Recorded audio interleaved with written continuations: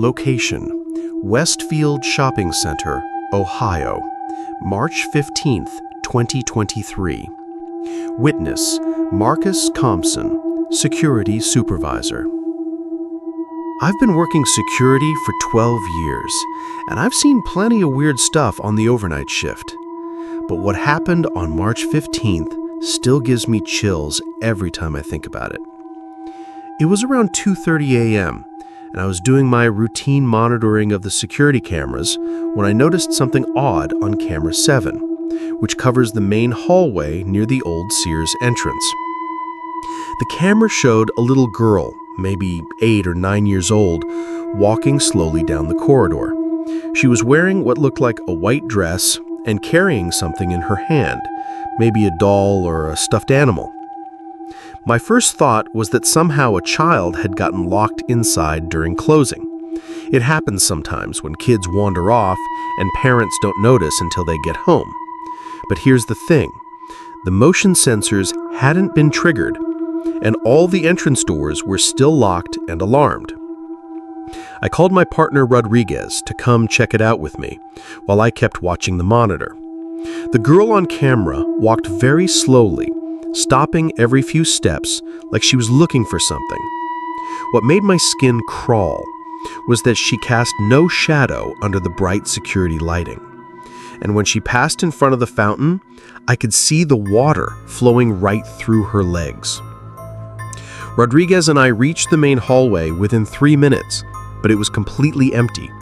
No sign of any child, no footprints on the recently mopped floors, nothing. But when we got back to the security office and rewound the footage, there she was, clear as day on the digital recording. That's when Rodriguez pointed out something that made my blood freeze. "Marcus, look at the timestamp on the other cameras." I checked the feeds from cameras 6 and 8, which cover the areas right before and after that hallway. During the exact time period when the girl appeared on camera 7, both adjacent cameras showed nothing but empty corridors. It was physically impossible for anyone to reach that hallway without appearing on at least one of the other cameras first. But it gets worse. As we watched the playback in slow motion, I noticed the girl's face. When she turned toward camera 7, her eyes were completely black. Not just dark, but like empty holes in her head. And her mouth? God, her mouth was moving like she was screaming, but there was no sound on the audio feed. I saved the footage immediately and called my supervisor, but when he arrived the next morning, something had corrupted the file. The timestamp was there, the background was clear, but the girl had vanished from the recording entirely. It was like she'd been digitally erased. 3 days later, I was going through old incident reports and found something that made me quit my job the next week. In 1987, a 9-year-old girl named Emma Chen had gone missing from that exact mall during a family shopping trip. She was wearing a white dress and carrying her favorite stuffed rabbit. Her body was never found.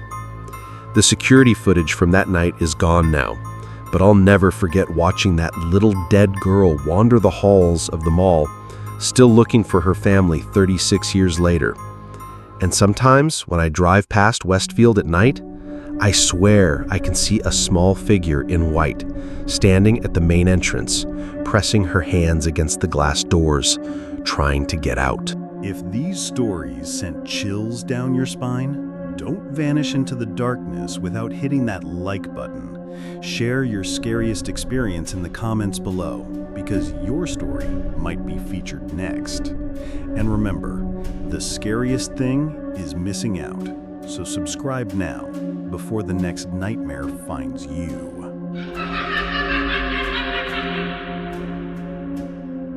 Location: suburban home, Portland, Oregon. Date: August 3rd, 2023. Witness: Jennifer and Mike Stevens. My husband Mike and I installed a new baby monitor system when our daughter Lily turned 6 months old. It was one of those fancy Wi-Fi enabled models that streams video to your phone, so you can check on the baby from anywhere in the house. We thought it would give us peace of mind. We were so wrong. The first incident happened on a Tuesday night around 11 p.m. I was downstairs doing laundry when I got a motion alert on my phone from Lily's room. I opened the app and saw my daughter sleeping peacefully in her crib, but there was something else in the frame that made me drop my phone. Standing in the corner of the room, partially obscured by shadows, was the figure of a woman. She was tall and thin, wearing what looked like a long, dark dress. Her hair was long and black, hanging down over her face, but I could see pale hands clasped in front of her. I ran upstairs so fast I nearly fell, bursting into Lily's room with my heart pounding. The room was empty, except for my sleeping daughter. I checked the closet, under the crib, behind the rocking chair, nothing. But when I looked at my phone again, the figure was gone from the video feed too. Mike thought I was seeing things, maybe shadows from the trees outside creating optical illusions. But 2 nights later, it happened again. This time, Mike was the one monitoring the app when he called out in a panicked voice, "Jen, get up here right now!" When I looked at his phone screen, the woman was closer to Lily's crib. She was leaning over it, and I could see her long black hair hanging down toward my daughter's face. What terrified me most was that Lily seemed to be awake, looking up at this figure, but she wasn't crying or making any sound. We both rushed to the room, but again found nothing. Lily was fast asleep, and there was no sign of any intruder. But this time, Mike had been recording the screen, and when we played it back, we could hear something that chilled us to the bone. Very faintly, barely audible over the white noise machine, we could hear a woman's voice singing a lullaby. The melody was haunting and sad, like something you might hear at a funeral. But here's what really scared us. Lily had never heard that song before, yet the next morning, we found her humming the exact same tune. The incidents escalated over the following weeks. The figure appeared more frequently, sometimes standing by the window, sometimes sitting in the rocking chair, once even appearing to be tucking Lily in with a blanket we didn't recognize. Each time, Lily seemed calm and content, never crying or showing any signs of distress. We tried everything. Blessed the house, installed additional cameras, even hired a paranormal investigator. The investigator, a woman named Dr. Sarah Martinez, spent 3 nights in our home and managed to capture something that still gives me nightmares. On the 3rd night, at exactly 3:17 a.m., the figure appeared as usual. But this time, Dr. Martinez was recording with professional equipment. When she enhanced the audio, we could hear the woman's voice clearly. "Such a beautiful baby. She reminds me so much of my own sweet girl. I never got to say goodbye. Let me watch over her. Let me be the mother I never had the chance to be." Dr. Martinez researched the history of our house and discovered that the previous owner, a woman named Catherine Mills, had lost her infant daughter to SIDS in that exact room in 1994. Catherine had fallen into a deep depression and eventually committed suicide 2 years later, hanging herself from the ceiling fan in what is now Lily's nursery. The most disturbing part was when Dr. Martinez showed us enhanced still frames from the video. In one image, you could clearly see the woman's face, gaunt, pale, with deep circles under her eyes, and an expression of profound sadness. But in her arms, she appeared to be holding a baby that wasn't there, cradling empty air like she was rocking an invisible child. What made it even more terrifying was discovering Catherine's journal, which the previous homers had left in the attic. The final entry, dated just days before her suicide, read, "My sweet baby calls for me every night, but I can't find her. She needs her mama. I can hear her crying, but the doctors say she's gone. They don't understand. A mother knows when her child needs her. I will find her, even if I have to search forever." Dr. Martinez also found hospital records showing that Catherine had suffered a complete psychological breakdown after losing her daughter. She had been hospitalized multiple times for attempting to take other people's babies, convinced they were her own child. The staff notes described her as obsessed with motherhood and unable to accept the reality of her loss. We tried several more interventions before moving out. We had the house blessed by 3 different religious leaders, installed motion sensors in Lily's room, and even tried communicating with Catherine directly through a medium. During the seance, the medium claimed Catherine was confused about time and reality and believed she was still caring for her own living child. "She doesn't understand that your baby isn't hers," the medium explained. "In her mind, she's been a mother for all these years, caring for child after child who lived in that room. She thinks she's helping, protecting them from the pain she experienced." The final straw came when I woke up one morning to find Lily's room completely rearranged.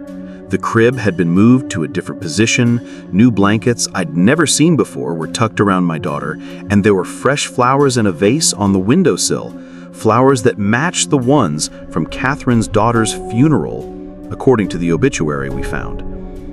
Most disturbing of all was that Lily had somehow been changed into a vintage baby dress that looked like it was from the 1990s. When we researched the dress style, we discovered it was identical to the outfit Catherine's daughter had been buried in. We moved out of that house the following week, but the activity didn't stop immediately.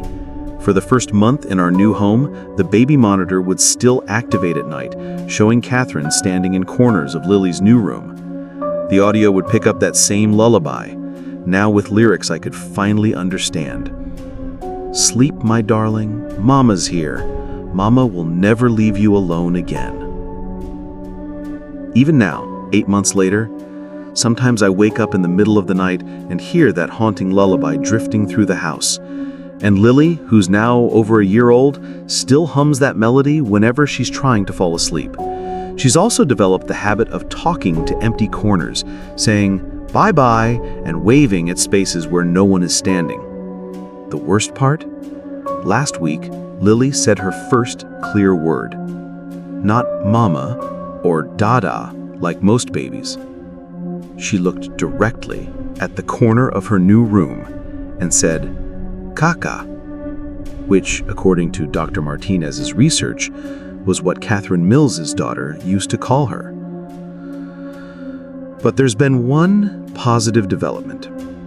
A few weeks ago, I received a call from the new owners of our old house, a couple who had lost their own infant son and were hoping to start fresh. They reported that a peaceful presence seemed to be watching over their home, and their new baby boy slept better than any child they'd known. "It's like someone is helping us," the new mother told me. "I've never felt safer as a parent. Sometimes I think I see a woman in vintage clothing checking on the baby, and instead of being scared, I feel grateful, like she's sharing her love with us." I've stopped using baby monitors altogether, but I've made peace with the idea that Catherine might still be connected to Lily in some way. Maybe she's not trying to steal children. Maybe she's just trying to be the mother she never got to be, sharing her love with babies who need protection and comfort. Sometimes the most frightening hauntings are just expressions of love that transcends death, even when that love becomes confused and desperate after years of grief and longing. If these stories sent chills down your spine, don't vanish into the darkness without hitting that like button. Share your scariest experience in the comments below, because your story might be featured next. And remember, the scariest thing is missing out. So subscribe now before the next nightmare finds you.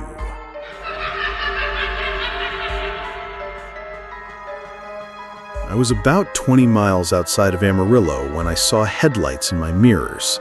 Single headlight, actually, like a motorcycle or maybe an old truck with a busted bulb. I didn't think much of it at first. People drive all kinds of beat-up vehicles in rural Texas.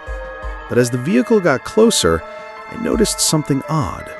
The headlight was too low to the ground for a motorcycle, and it was moving in a weird, swaying pattern, like whatever it was attached to was floating rather than rolling on the road. I kept checking my mirrors, and the light stayed exactly the same distance behind me for about 10 minutes. Not getting closer, not falling back, just maintaining that precise following distance. That's when I started to get nervous. I decided to slow down to let whatever it was pass me.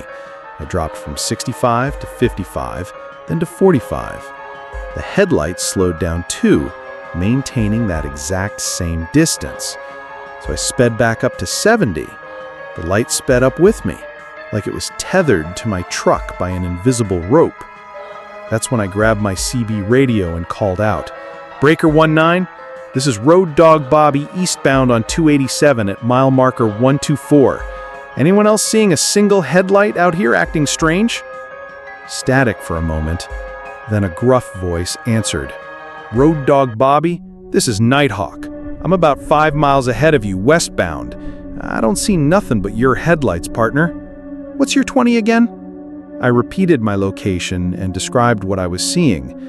Nighthawk's response made my blood run cold. "Bobby, I'm looking right at you through my windshield, and there ain't nothing behind you but empty road." I looked in my mirrors again, and the headlight was still there, maybe 100 feet back. But according to another driver, who had a clear view of my truck, there was nothing behind me at all. That's when I remembered my dash cam had a rear-facing camera. I reached over and switched the display to the back camera, and what I saw nearly made me drive off the road. The rear camera showed the highway behind me, illuminated by my taillights, and floating about 3 feet above the asphalt, pacing my truck perfectly, was what looked like the front end of a 1950s car. Just the front end, the headlight, the grille, and part of the hood, but everything behind the windshield was just gone. It was like someone had cut an old car in half, and the front half was somehow driving itself. But here's the really terrifying part. I could see a figure behind the steering wheel.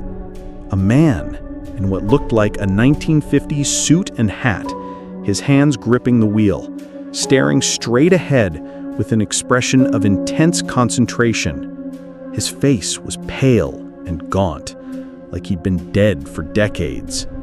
I floored the accelerator, pushing my rig up to 80 miles per hour, but the phantom car stayed right with me. The figure behind the wheel never looked in my direction, never changed expression, just kept driving his half a car down that empty highway, like he was late for the most important appointment of his life. After about 20 minutes of this nightmare, I saw the lights of a truck stop ahead. I pulled in, my hands shaking so badly I could barely steer. As soon as I hit the off-ramp, the headlight vanished from my mirrors. When I checked the rear camera, there was nothing but empty highway. I sat in that truck stop parking lot for 2 hours, going through the dash cam footage over and over. The front-facing camera showed normal highway driving. The rear-facing camera clearly showed that phantom half car following me for 23 minutes and 17 seconds of digital recording.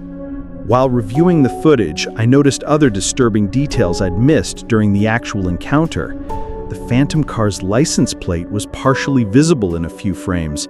It read JK1953, which matched the registration records for Jimmy Kowalski's Buick. More unsettling was the fact that I could occasionally see other figures in the phantom car, shadowy passengers that hadn't been there during the original accident.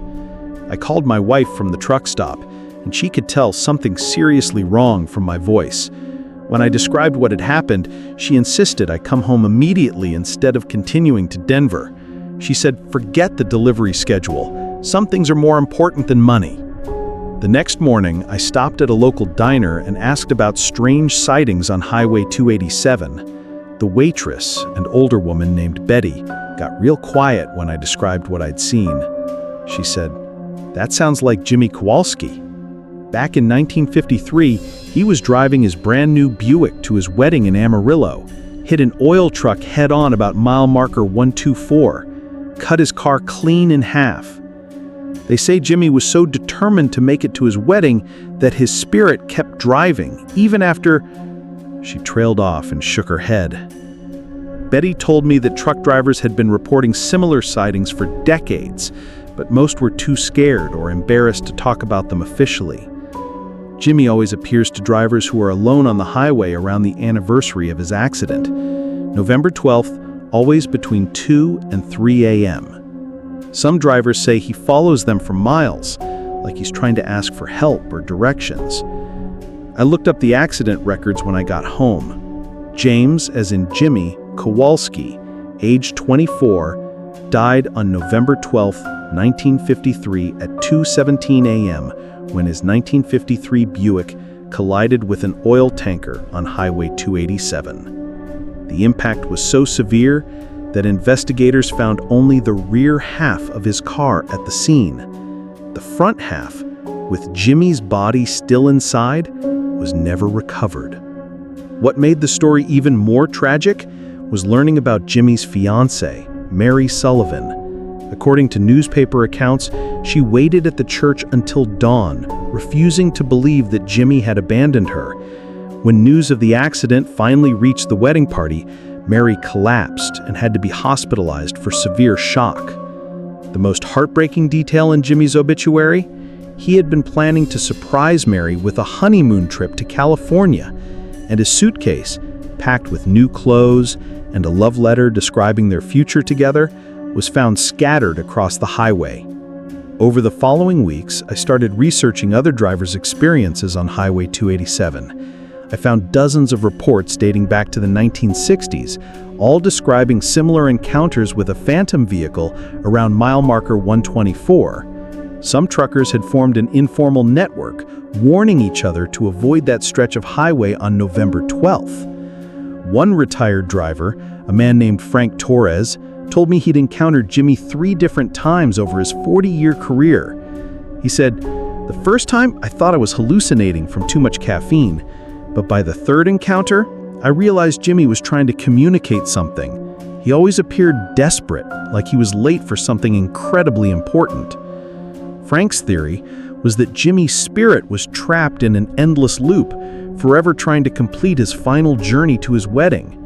He doesn't know he's dead. In his mind, Mary is still waiting at the church, and he's just running late because of bad traffic. I started driving Highway 287 regularly, not because I had to for work, but because I felt compelled to understand what I'd experienced. I never saw Jimmy again, but I began leaving small offerings at mile marker 124. Flowers, energy drinks, even a wedding card with a message telling Jimmy that it was okay to let go, that Mary had lived a full life and passed away peacefully in 2018. Other drivers started joining me in this informal memorial ritual. We created a small roadside shrine with photos of classic cars, wedding memorabilia, and messages of peace for Jimmy's spirit. The strange thing is, after we started the memorial, reports of phantom car sightings on Highway 287 dropped dramatically. I still drive Highway 287 sometimes, but never at night and never alone on November 12th, and I always check the date before I start that route. Because even though Jimmy seems to have found peace, I believe some spirits are so determined to complete their final earthly mission that they'll keep trying forever unless someone helps them understand it's time to let go. The dashcam footage is uploaded to my cloud storage, and I've shared it with paranormal researchers who study highway hauntings. They tell me it's some of the clearest evidence of vehicular spirits they've ever seen. Some promises are easy to keep, but some journeys are impossible to complete, at least in this world. If these stories sent chills down your spine, don't vanish into the darkness without hitting that like button. Share your scariest experience in the comments below, because your story might be featured next. And remember, the scariest thing is missing out. So subscribe now before the next nightmare finds you. Location: St. Mary's General Hospital, Michigan. Date: September 7th, 2023. Witness: David Park, IT security specialist. I work in IT security for St. Mary's General Hospital, which means I'm responsible for maintaining and monitoring all the digital surveillance systems throughout the building. It's mostly routine stuff, checking that cameras are functioning, backing up footage, investigating minor incidents like missing equipment or unauthorized access to restricted areas. But on September 7th, I discovered footage that made me question everything I thought I knew about life and death. It started with a routine audit of the security system in the pediatric oncology ward. One of the nurses had reported seeing someone in the hallway during the late shift, but when security responded, they found nothing. I was tasked with reviewing the footage to see if we had a trespasser or maybe a confused patient wandering around. I pulled up the camera feeds from the third floor, covering the time period from 11 p.m. to 3 a.m. Most of the footage was exactly what you'd expect: nurses doing their rounds, the occasional doctor checking on patients, the normal, quiet activity of a hospital at night. But on 1:47 a.m., camera 12, positioned at the main nursing station, captured something that shouldn't have been possible. A young boy, maybe 8 or 9 years old, walked slowly down the hall. He was wearing hospital pajamas and appeared to be barefoot. What immediately struck me as odd was that he seemed to be glowing. Not brightly, but with a soft, warm light that seemed to come from within his skin. I checked the patient roster for that night. There were no mobile patients of that age on the ward. In fact, all the children in pediatric oncology were either bedridden or under strict supervision due to their conditions. None of them could have been walking around unaccompanied.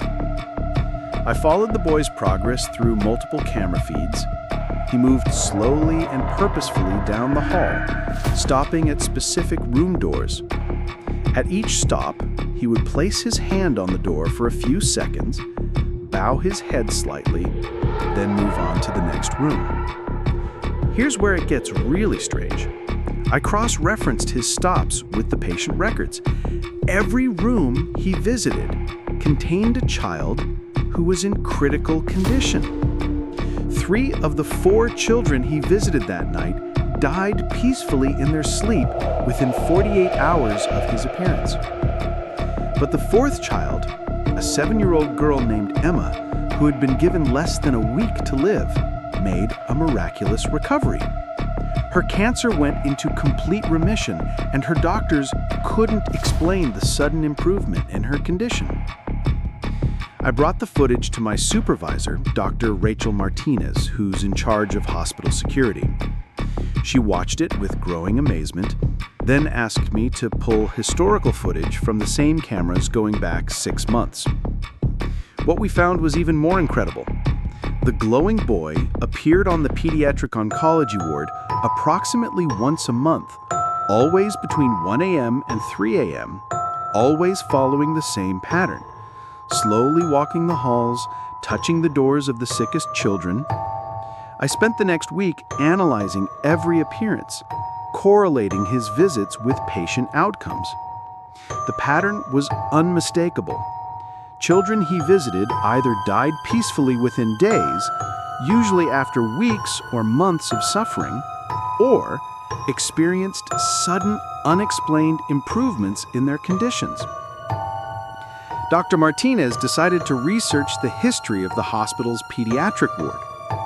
What she discovered gave us chills. In 1987, a 9-year-old boy named Tommy Chen had died of leukemia in room 314. According to his medical records, Tommy had been an unusually mature and compassionate child who spent his final weeks comforting other young patients and their families. His parents had described him as having an old soul who seemed more concerned about helping other sick children than his own condition. Even while dying, Tommy would sneak out of his room at night to visit other patients, bringing them small gifts, or simply sitting with those who were scared or alone. Tommy died on September 7th, 1987, exactly 36 years before I first captured his image on the security cameras. But here's the most incredible part. I decided to enhance some of the footage using professional video analysis software.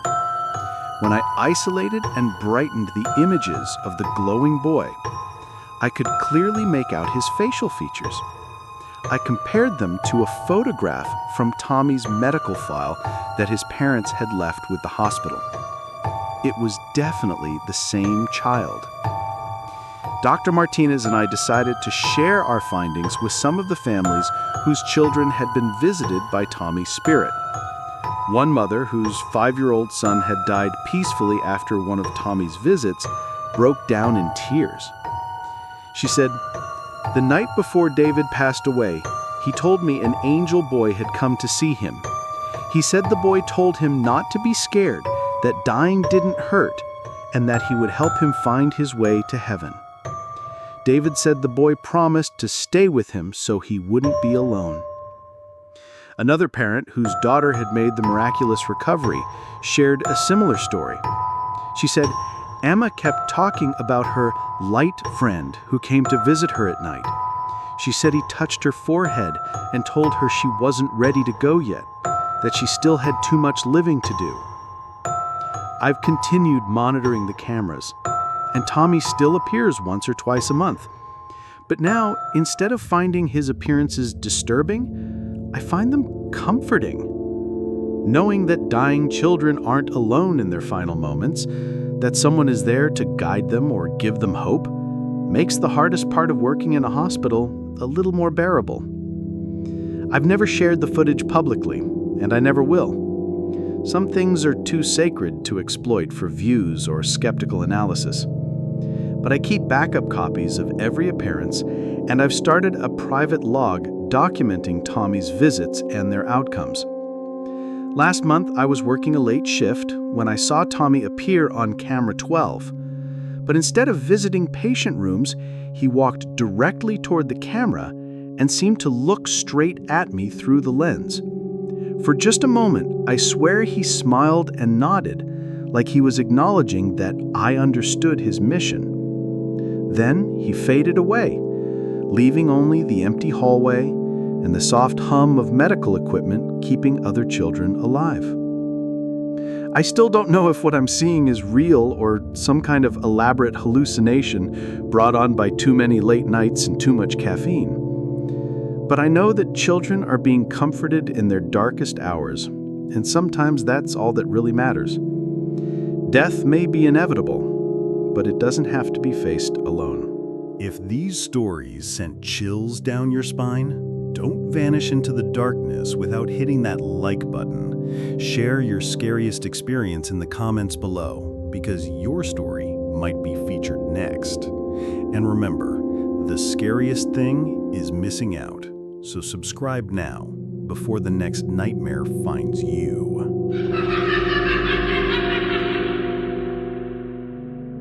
Location: Home Office, Seattle, Washington. Date: October 31, 2023.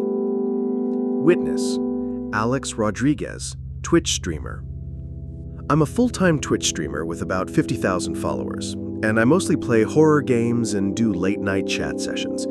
My setup includes multiple cameras, one focused on my face, one showing my hands on the keyboard, and a wide shot of my entire gaming area. Everything is recorded and streamed live, which means when something paranormal happens, thousands of people witness it in real time. Halloween Might 2023 was supposed to be just another spooky stream. I was playing a new indie horror game called Midnight Voices and interacting with chat between jump scares. My viewers love it when I get scared, so I ham it up a bit for entertainment. But around 11:30 p.m., something happened that wasn't part of the show. I was in the middle of a particularly tense section of the game when my face cam started glitching. At first, it looked like typical streaming lag, pixelated squares and distorted colors. But as I watched the preview monitor, I realized the glitches were forming patterns, almost like someone was trying to write something on the screen. My chat exploded with comments. "Dude, your face cam is freaking out. Are you doing this on purpose for Halloween? There's something behind you in the wide shot. Alex, turn around!" I paused the game and looked at my wide-angle camera feed. There, sitting in my gaming chair behind me, was the blurry outline of a person. The figure was translucent, like a double exposure in an old photograph, but I could make out what appeared to be a young woman with long, dark hair covering most of her face. "Very funny, guys," I said, thinking my moderators were playing a Halloween prank with some kind of overlay effect. "Nice special effects, but you're not scaring me that easily." But when I turned around to look at my actual chair, there was nothing there. The figure was only visible on the camera feed, not to my naked eye. The chat was going absolutely insane. Donations were pouring in with messages like, "That's not an effect," and "She's moving," and "Alex, get out of there." I looked back at the monitor, and the figure was indeed moving. She had stood up from the chair and was walking slowly toward my desk, toward me. I could see her more clearly now. She looked to be in her 20s, wearing what appeared to be a nightgown or hospital gown. Her feet were bare, and she left no reflection on the hardwood floor. My viewer count was climbing rapidly as word spread across social media. Within minutes, I had over 100,000 people watching live as this apparition moved through my gaming setup. "Okay, this is getting seriously creepy," I said, trying to maintain my composure for the stream. "If this is some kind of elaborate prank, it's the best one I've ever seen."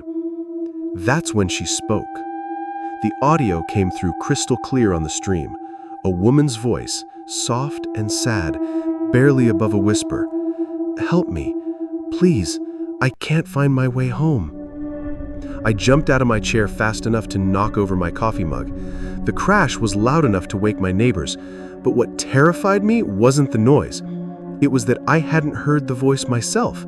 It had only come through the streaming audio. My viewers heard it, the recording captured it, but to my ears, my gaming room was completely silent. The donations were coming in so fast I couldn't read them, but I caught glimpses. $50, holy shit, this is real, and $25, call the police, and $100, don't leave us, this is incredible. I grabbed my phone and called my girlfriend Maria, who lives about 10 minutes away. "Maria, I need you to get over here right now. Something's happening on stream and I don't know what's real anymore." While I was on the phone, the apparition moved closer to my main camera. Her face filled the screen, and for the first time, I could see her clearly. She was young, maybe mid-20s, with hollow eyes and pale skin. Her lips were moving, but I couldn't hear what she was saying. One of my viewers, a guy who went by Tech Guru 87, posted in chat, "I'm running audio analysis software on your stream. She's saying, Sarah Mitchell, car accident, October 31, 2019, Aurora Bridge." I Googled Sarah Mitchell Aurora Bridge accident on my phone, and my blood went cold. 4 years to the day, a 24-year-old woman named Sarah Mitchell had died in a single-car accident on Aurora Bridge in Seattle. She'd been driving home from a Halloween party when she lost her control of her vehicle and crashed through the guardrail into the water below. Her body was never recovered. When I looked back at the stream, Sarah was standing directly in front of my main camera. Her hand was pressed against the lens from the inside. The image was distorted, like looking through water, and I could hear that whispered voice again. "I've been trying to get home for 4 years. I can see the lights, but I can't reach them. Help me." Maria arrived about 20 minutes later, and I was never so happy to see another human being. But when she walked into my gaming room, the apparition vanished instantly. The cameras showed normal footage, the audio went back to just game sounds and my voice, and everything returned to normal. By that point, my stream had been viewed by over 250,000 people, and clips of the incident were spreading across every social media platform. Paranormal investigators, skeptics, and news outlets all wanted to interview me. The footage went viral within hours. But here's the strangest part. 3 days after the stream, I received a message from someone claiming to be Sarah Mitchell's sister. She said Sarah had been trying to contact their family for years through various mediums and paranormal investigators, but had never been able to communicate clearly. The stream was the first time we've heard her voice since the accident. She just wanted us to know she was okay and that she was finally ready to move on. Thank you for giving her a way to say goodbye. I never streamed again after that night. The experience was too intense, too real, too sacred to turn into entertainment. I donated all the money from that stream to a foundation for missing persons, and I've kept the raw footage private except for the clips that had already gone public. Sometimes, late at night, I still think about Sarah Mitchell and wonder if she ever made it home. I hope she did. I hope she found peace. And I hope that wherever she is now, she knows that for one night, hundreds of thousands of people around the world were witness to her story, her pain, and her desperate desire to connect with the living one last time. Some streams change your perspective on entertainment. Others change your perspective on existence itself. That Halloween night, I learned that the line between the living and the dead isn't as solid as we think. And sometimes all it takes is the right technology and the right moment for that line to dissolve completely. The footage is still out there, analyzed by experts and debunked by skeptics. But I know what I experienced, and I know what over 250,000 people witnessed that night. Death isn't the end. Sometimes it's just a different kind of beginning. If these stories sent chills down your spine, don't vanish into the darkness without hitting that like button. Share your scariest experience in the comments below, because your story might be featured next. And remember, the scariest thing is missing out. So subscribe now before the next nightmare finds you.